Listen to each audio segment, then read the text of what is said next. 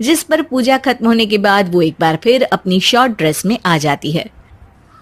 बहू, ये क्या तरीका है? संस्कार नाम की कोई चीज है या नहीं? नहीं ससुर जी, संस्कार मेरा दूसरा बॉयफ्रेंड था। अब तो मेरा उससे कोई कांटेक्ट नहीं है। मोहिनी का जवाब सुन के ससुर तो भगवान नाम जपते वहां से चले जाते हैं, लेकिन सास बहू के बीच कहासुनी फिर शुरू हो जाती है, जिसे इग्नोर करते हुए मोहिनी घर से बाहर चली जाती है और देर रात घर वापस आती है।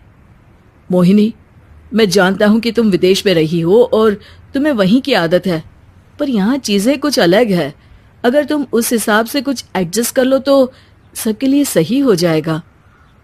I am not in a lecture mood. Good night. अगली सुबह मोहिनी देर से उठकर एक बार फिर उसी तरह सबके सामने आती है, जिस पर उसकी सास कुछ बोले उससे पहले ही मोहिनी की दोस्त मोनिका और रेचल वहां आ जाती हैं। Oh hi darling, how are you?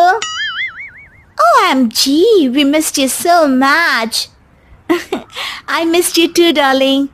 Ram Ram, इन्होंने तो तुमसे भी छोटे कपड़े पहने हैं। अरे तुम लोगों के अंदर कोई शर्म लिहाज बाकी भी है या सब बेच खाई? मोहिनी, तुम्हारी मेड कुछ ज्यादा नहीं बोलती? इस पर मोहिनी की दोस्त उसकी सास का मजाक बनाने लगती है, जिसे सुन निखिल उन्हें जवाब देते हुए कड़वे शब्द सुना देता है और वो सुन के वो दोनों तो मुंह बनाए वहां से चली जाती है, लेकिन गुस्से से लाल मोहिनी वहीं खड़ी निखिल को घूरती रहती है। घूर क्या रही हो? तुमसे शादी की ये सोचकर कि विदेश में पढ़ी लिखी हो, घर में कोई पॉजिटिव चेंज लाओगी, अपनी करियर के लिए एम्बिशियस होगी, पर अपने इस बिहेवियर से उस पढ़ाई के साथ साथ अपने मम्मी पापा के नाम को भी डुबो रही हो। अगर तुम्हें ऐसे ही हाल रखना है तो यहाँ रहने की कोई जरूरत नहीं है। निखिल की बातें सुनकर मोहिनी रोते हुए घर छोड़कर अपनी मम्मी पापा के पास वापस आ जाती है। ससुराल में सब कुछ ठीक तो है? वो अपने आप को समझते क्या है? मोहिनी पर चिल्ला रहे? मैं क्यों उसके इशारों पर चलूं?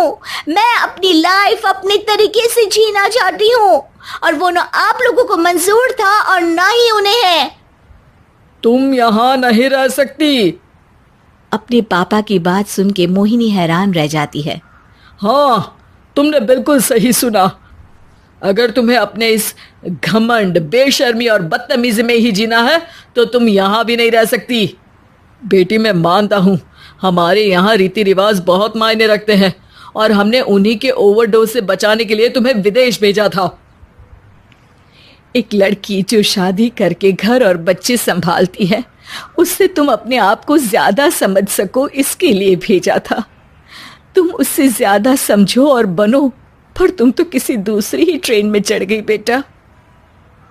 उसके मम्मी पापा बहुत देर तक मोहिनी को सारी बातें समझाते हैं, जिन्हें सुनकर मोहिनी को अपनी गलती का एहसास होता है।